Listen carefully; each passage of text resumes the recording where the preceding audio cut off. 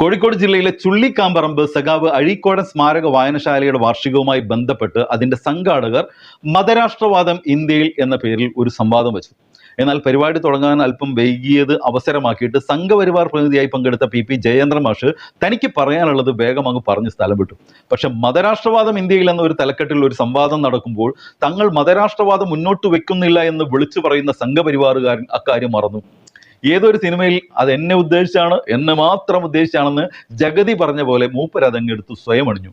ഈ പരിപാടിയുമായിട്ട് എന്നെ ക്ഷണിച്ചപ്പോൾ ഞാൻ ചോദിച്ചു, ഇത് ഞങ്ങളെ ശരിയാക്കാൻ വേണ്ടി തന്നെയല്ലേ? മൂപ്പര് ഉറപ്പിച്ചു മതരാഷ്ട്രവാദം എന്നത് തങ്ങളുടെ പരിപാടി തന്നെയാണെന്ന്. പിന്നീട് മൂപ്പര് പറഞ്ഞത് ഒരു കല്ല് വെച്ച നുണയാണ്. ഹിന്ദു ഭൂരിപക്ഷം ഉണ്ടായിട്ടാണോ ഗോവയിൽ BJP തുടർച്ചയായി ഭരണത്തിലെത്തുന്നത്? പറഞ്ഞത് തെറ്റാണെന്ന് മൂപ്പർക്ക് അറിയാഞ്ഞിട്ടല്ല.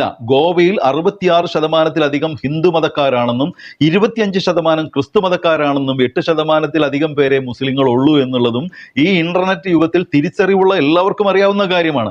എന്നാൽ തിരിച്ചറിവ് തൊട്ട് തീണ്ടാത്ത ഒരു വിഭാഗം ഇവിടെ ഉണ്ടെന്നും അക്കൂട്ടർ അത് തൊണ്ട തൊടാതെ വിഴുങ്ങുമെന്നും ജയചന്ദ്രൻ മാഷിനും അവരുടെ നേതാക്കൾക്കും അറിയാം.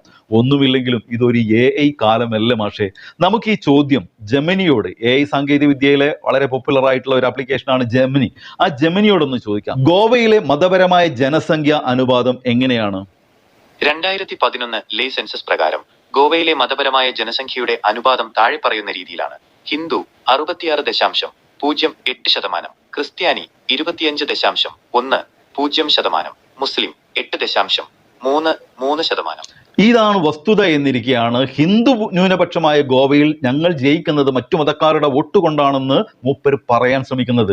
ഗോവയുടെ കാര്യത്തിൽ മാത്രമല്ല, ഗുജറാത്തിന്റെ കാര്യത്തിലും അദ്ദേഹം ഇതേ നുണകൾ ആവർത്തിച്ചുകൊണ്ടേയിരിക്കുന്നുണ്ട്.